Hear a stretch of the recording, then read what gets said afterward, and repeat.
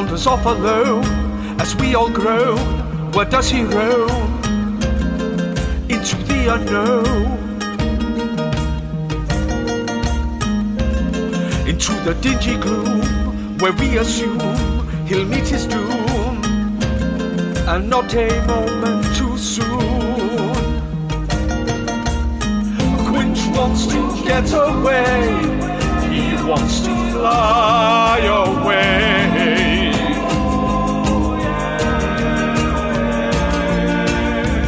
Quinch wants to get away, he wants to fly away.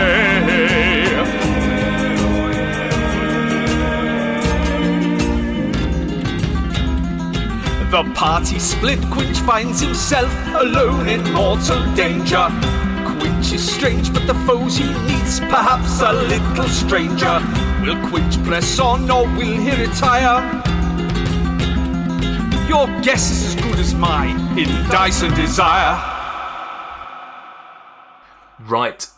We are back to the top of the order, and Krill. Krill the killer. Kriller killer. The Krill child killer. Yeah. I can't remember how many turns we are in, and I don't know whether my rage would have subsided at this point. So I think we're about round 4 or something like that. We're fine then. I've got another potentially 6 rounds. You decimated another room, and you came here. There's been a couple of attacks on these, so yeah, I reckon we're probably around 4, maybe. Okay, and remind me what's the status condition on these two that are next to me? The status condition on the two next to you. They've got some wavy icons. Grease, prone. Oh, okay. So they're prone, so I get advantage. Yes. Cool. I will then just straight up attack. I'm not going to attack recklessly. I will just use the Great Weapon Master. So, yeah. So before I make a melee attack, I can choose to take -5 and then add 10. So melee. The melee. 10 plus 7, so 17. 17 hit. Right. Okay. Yes, that hits. Yeah. Which one are you hitting? The one to the right of you. Yeah. Yeah. So. Where's my thing moved around in order? That's odd. I'm going to save you the time. He's got 1 hit point. So right, whatever you do, just dead. It's unless you've got some weird thing that's going to just poke him when he pops. Just falls over. Yeah. Yeah. Okay. The zombie child falls over dead. And then I get attack again. You do. Does a 12 hit? Does a 12 hit? Yes. Yeah. So 20. So 11, 21, 25. Yeah. That's your damage. 25. Yeah. Yeah. Okay. That one's dead as well. Yeah. Okay. Cool. Not even close to being Guys, I have killed more children. Undead children. Let's qualify that. Is that the end of your turn? Yes, I'd just like to elaborate that they are already dead. They are now dead again. You've double killed them. Dweezel. Dweez is ill. I suppose someone better.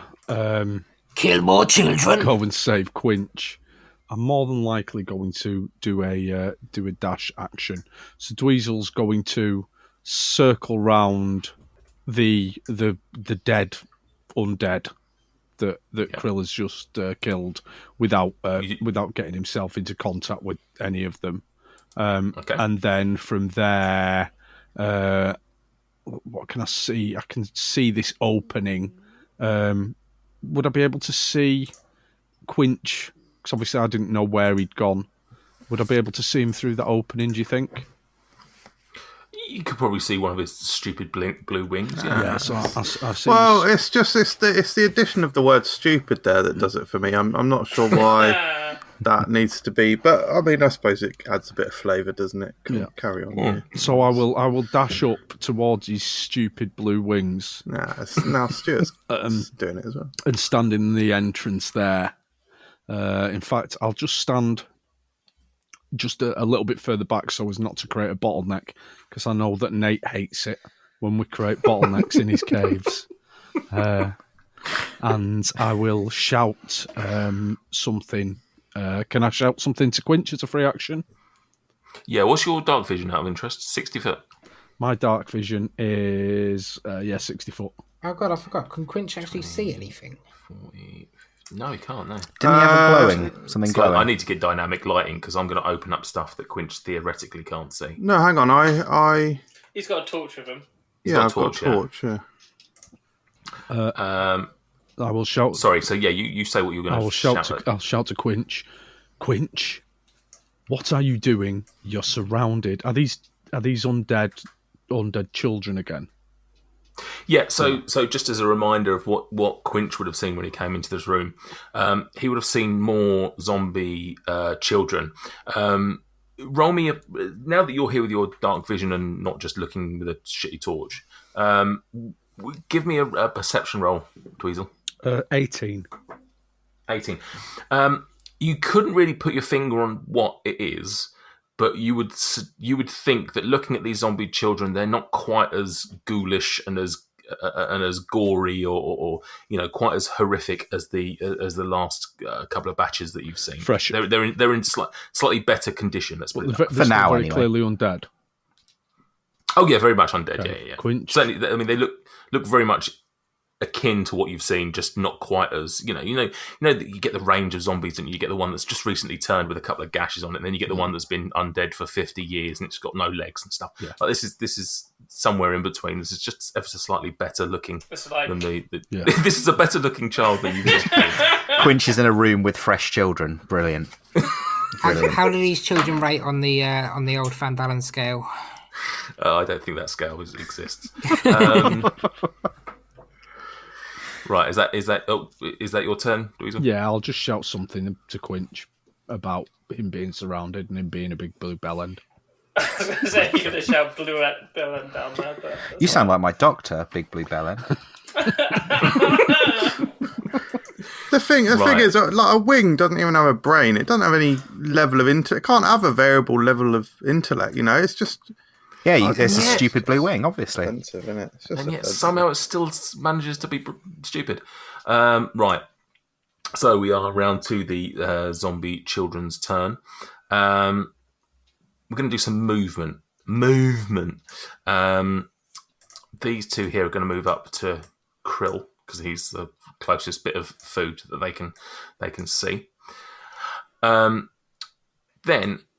Dabov, you suddenly see to your left a ghoulish creature that is stood right by. You've got dark vision, right? Yeah, I can't see myself on the map, by the way. That's fine. I'm gonna do some revealing for you. Finally. There you go. Does that help? Yeah. Yeah. So you see a shambling child zombie heading towards you. We can see where you've hidden all the dead bodies in the walls. Yeah. There's completely different ones to normal. A couple more zombies you see coming from the north of where you are, Greg. okay. But realistically, none of those get to any of you. It's only realistically the ones that are by... Actually, no, the one by Dabov would be able to have an attack. But I'm going to deal with the first ones that I mentioned. The ones that are shambled up to Krill. First one is going to go to grab you. So if I can have a strength off, please. 16. 16, yeah. Okay, so he goes to grab you and you manage to swat him away. But while he's doing that, the second one goes to just sort of jumps at you and tries to bite you at the same time. But again, he manages to miss wildly with his bite and just sort of like crashes into you, but doesn't manage to bite you necessarily. Now, the one next to you, Dabov, goes to make a slam attack. Oh, Jesus, what a terrible run of rolls. So that doesn't happen either. He's obviously just trying to attack you from the sort of round the corner of this cave and manages to unsuccessfully swing at you, and you're all just safe. You're perfectly safe. This is the safest combat you'll ever be in. Quinch, you're up.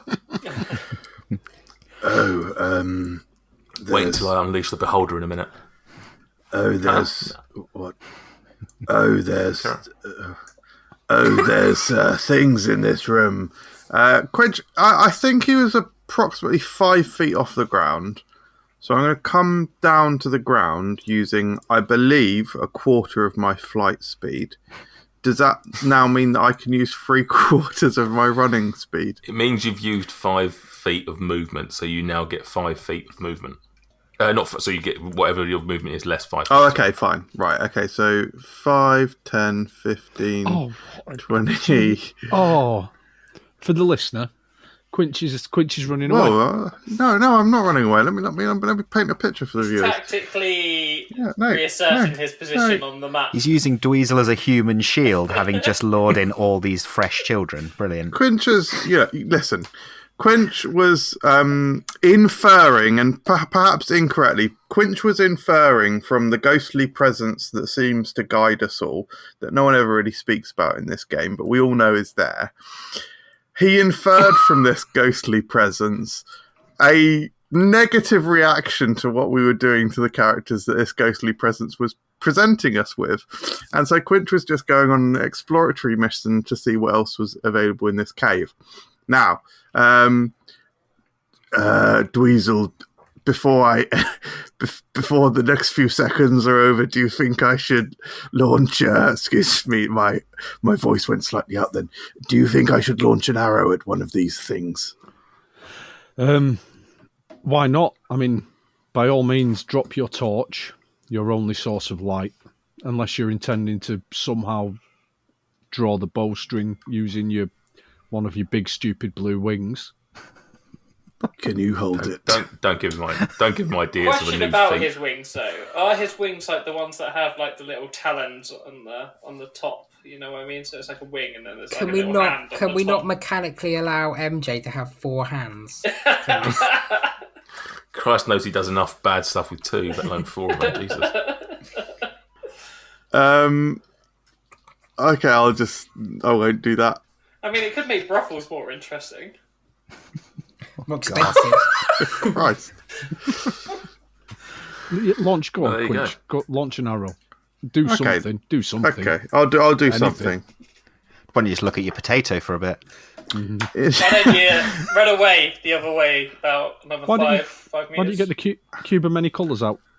Have a bash on that. Right. As I peer into the room, there's With one hand, though. 4 children in front of me. I don't actually know how fresh they are, to be honest.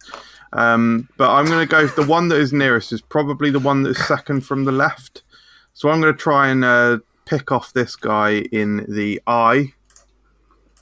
Okay. And As you drop your torch, you realise that the floor is actually covered in kerosene. And I'm just gonna attack. Ooh, 24. That hits. For 1d8 plus 1. Nobody tell him. Let's see if he does it on his own. What, the maths? No. So 5. 5 damage. Lovely. Well, I'm going to do the second attack. He did The remember implication. That's his art. That's not as good. 11. Your second attack is limited to a melee attack, isn't it? I think. Oh, it is. Yes. That's not true, is it? I don't think that's true. I think That's it's not just true. 2 I've been attacks. firing off 2 arrows all campaign. Let's have a look. I think you're right. It is any attack. Sorry. There you go. All right. Yeah. Oh, Right, I'll does he have enough be arrows? sure to point out all your limitations on your turn, though, Sam. Don't worry. No, what it is that your rage gives you +2 to melee damage. Yeah, cool. That's all he's going to do. What's the second one then? 11. That hits. Yeah. Oh, sorry, it hits. Oh, right, great. 4 damage. 4. Okay. So yeah, your two arrows go flying through the night. You can't actually see them. Well, that's a good point, actually. That's a good point. Should that have been a disadvantage because he can't see that far across? Yeah, it should be. no. How much light does a torch give? 20 meters. 10 foot. It's 20, isn't it? Yeah. 20 feet. 20 foot there, maybe, yeah. Do you know what? Because you've done it, I'm going to give you the benefit of the doubt on that one because you flew away and you sort of knew where you was firing at and you didn't know. You just fired at a direction that it hit. I'm going to, just for that one time. Okay. But going forward, anything that is outside of your 20-foot lamp range is at disadvantage, I guess. Okay, Sorry, I've got that's the same fair. issue then. That is fair. Disadvantage / would it be full cover? No, it's disadvantage shooting into darkness. Yeah. Is it? Yeah. Right. Next up then is I assume that's your turn, MJ. Yeah, my stupid wings don't want to do anything else. Greg then. Okay, so the 2 zombie children that are approaching me from the north, are they mint not in box? Or, not in coffin, I should probably say, actually. They look more in. Well, you haven't seen anything beyond what you've seen. I guess you haven't seen the other children yet. So, as far as you're concerned, these are just exactly the same as what you've seen. Oh, okay. So they're horrific monstrosities of the night. Okay, in that case, then they get the fireball. Fireball. I've obviously been a bit lax with the description here. It's worth noting as well. These children are you can tell even from their decomposed state that they would likely have come from different races as well. So this is not just all human children, for example. You'd be seeing satyrs. You'd be seeing dwarves and humans and halflings. There's just different races. There's no sort of commonality beyond them other than their state of undead. I like to think the ones to my north that I'm about to throw a fireball at are dragonborn children. Or half dragonborn children. Yeah, that's fine. Yeah, go for it. Whatever gets you, I'll give you advantage on that. Okay, cool. Not sure what's happening here. It's pick on MJ week, obviously. Pick on MJ life. Fucking hell. But luckily they're within the 20 foot, so you can see from there. I'm going to see if this... I think I still... Presumably you're holding a torch, you only need the one hand for casting spells, right? I believe I put the torch onto Smog, so Smog was kind of carrying it. Like a lamp on the front, if you will. Thanks, Smog. He's a good boy. Just set fire to the front of it. No, I put a flameproof spell on there. It's not doing anything. Although he may have to get upgraded at some point. I wonder if I can buy another magic broom from somewhere. So fireball. Sorry, going up. It's only a cantrip, so I don't have to do my wild magic roll for it. Not fireball. Then you're going Firebolt. Sorry, not fireball. Bolt, You yeah. are correct. Yeah. Which one? I'm just seeing if it's got a radius or whatever, but it's not. It's just Not. 120 foot range, isn't it? So we'll do the one directly in front of me, so the one slightly to the left of the one that you're clicking on. Yeah. Okay. Or the furthest one away, I should probably This say. one here, yeah. So let's do a little rolly, see what happens. Roll it. Oh, that is a natty 20 on the first roll of the night. Oh, beautiful. Go on then. Smash it. Smash this children's face in with the firebolt. The question that everyone always asks every time we get a natural 20, is it double the dice or double the roll? It's double the dice. So 2 different answers, this is what I mean. No, it's the same thing. Double the dice. Oh, I see what you're saying. No, yeah, double your roll and then, roll it and then double whatever that number is. Okay. Well, that is a 4, so 8 damage. 8 total. Okie dokie. So that firebolt just comes sparking out, hits that zombie. Just to clarify, which one was it? The one on the left or the right? The one on the left. One on the left. Okay. Okie dokie. And yeah. Okay. Oh, right, sorry. I realise now it's 2d10 damage because I've leveled up. Sorry, I should have cobbled that. Fine. Right. The second one is an 8. 8. So 16 total. Okay, so that is 16 total. Okay, so that right. Okay, yeah. So that takes a significant chunk of damage out of this child, but they are still shambling. Is that the rest of your end of your turn, or do you want to move? Or no, I think I'm going to stick and stay my ground where I am. So yeah, that's my go up. Vin Weasel's master. Right, okay. As this Best known as one's Devil. kind of grabbed at me, I'm just going to blast it in the face with poison spray. Go for Because it. I assume I can't get any form of sneak attack, so may as well go for that. What does it have to do? Needs to succeed on a Constitution saving throw. So it needs to be at 14. Constitution, yeah? Yes. And it gets 12. 12.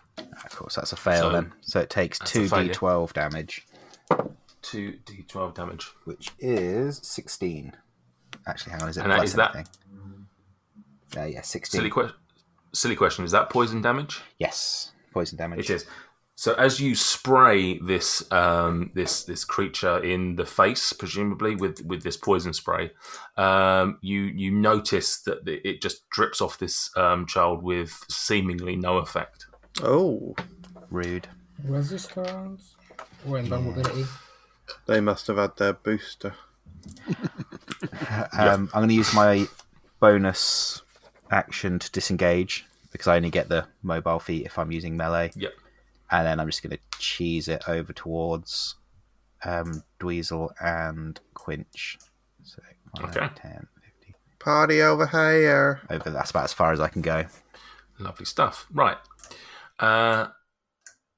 You probably can't see this from your distance, but what Dweezil will see is that these creatures sort of start turning and walking towards the Bottleneck crew.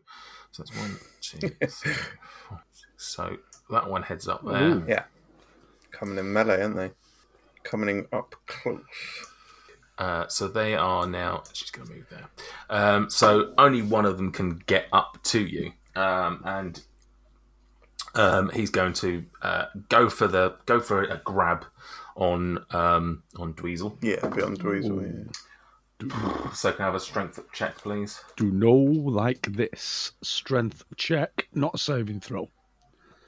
No, just a strength off. That will be a 6. Oh, you beat my 5. So you, as it lunges forward, you're a little bit slow. It might look in better condition than the other ones, but as it lunges forward, it's still a bit slow. You manage to swipe its hand away, and that's the end of their turn. So Krill. So we forgot to do it last turn, but the unstable rage. Can you roll a d20 for me? Yes, 4. Or it's close. Needs to be 3 or below. So no, just same as before. I'm going to attack recklessly. Great Weapon Master. So that's at advantage, but obviously any attacks on me are then at advantage. Mm-hmm. Oh, I didn't do advantage when they attacked you earlier, actually. No, because the last turn I didn't attack recklessly, did I? Oh, no, you just did Great Weapon, yeah. So 19, 14. Does a 14 hit? It does, yeah. Which Yeah. one you hit going for? We'll The go top for one or the left to one? the left, so it's Yeah. 25 slashing. Yeah, okay. How do you slash it? Yeah, I'm just going to try and sort of cleave it towards Yeah. the wall. You cleave it, leaving half of it clinging to the wall in some sort of gory mess, while the bottom half just slumps to the floor. Perfect. And then same again on the other one. Yeah. So I got a critical hit on one of them. So We'll just call that one. He's got barely any hit points, so we'll just call that one a death. yeah, wasted a critical, but yeah, dead. Okay. What do you want to do with that one? Anything interesting you want to slice him up with? As I swing, I'm going to sort of tilt my axe upwards so that in the attempt that as I sort of take his head off, it also launches his now disembodied head towards Greg flying on his broomstick. And I'm just going to shout, "Catch!" Nice. Does it Okay. happen? I mean, like, does it? Yeah, that totally happens. Couldn't happen less. Lovely. Anything else you want to do with your turn? I'm Do you wanna gonna move? move up to. Gonna return to the bottleneck gang. The Bottleneck gang. Even though theoretically you can't do anything from there. Dweezil, it's your turn. Unless, of course, he backs out. Dweezil will fire off just a first level dissonant whispers at the child zombie that is in combat with me. So we will require a wisdom saving throw, please. Very wise are zombies, actually. Can you imagine? This fucking dice isn't wise, though. That'll be a 3, so I reckon that's a failure. So that is... Is that a failure? Yeah, that is a failure. That's going to do 10. Let me just double check the type of damage. It's psychic damage, 10 psychic damage, and that zombie must now use its full movement as a reaction to get away from me. As a reaction? Yeah. Okay. So, yeah, it somehow understands this weird voice in its head or something. It's fucking it up. Does that prompt an opportunity attack for both of us? No. When it's forced, when creatures are forced to move, no, it doesn't get an opportunity attack. Because otherwise, that'd just be like double bubble. Then, yeah, fair. And also, you haven't got a melee weapon in your hand. You could point it with the end of do the unarmed strike. I got my knuckle duster on. You might kick the torch at it.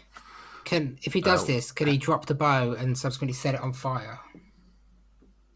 Does it have to? Sorry, Stuart. Did you say it's full movement? It has to use its full movement to move as far as it will speed to allow, as far as its speed will allow to move directly away from me. It won't move into obviously dangerous ground such as fire or a pit. Yeah. So given that's going to be difficult terrain, so that's 5, 15. So there. Okay. Dweezil will then just use his movement to just back up a little bit to allow some bigger boys through. Well, boy. Well, I'm still holding out for Quinch to actually do something barbaric at some point. Didn't realise Kent was in the cave.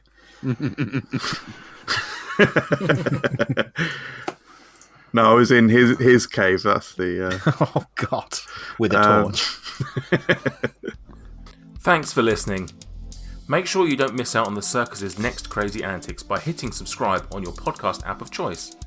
And in between episodes, you can always find us on social media by searching Dice and Desire on Twitter, Facebook, and Instagram. We're in our 3rd year now, and if you want to help us grow, you can do so in a number of ways. You can tell a friend, because word of mouth really helps us get our name out there, or you can review us on Apple or Podchaser to help with our visibility. Finally, you can donate to our Ko-fi page to help us take the show to the next level. All links can be found in this episode's description. And never forget, sometimes it is a dog licking a tree, yes? Are you looking for a D&D podcast with a dark side? Something more like Game of Thrones and less like Monty Python? Tale of the Manticore is part dark fantasy audio drama, part solo D&D RPG. There's no plot armor here. The dice make all the important decisions. Join me as I resurrect the excitement, wonder, and emotion of old-school D&D. Made for a mature audience, Tale of the Manticore is both a fiction and a game. It's the story where chaos rolls.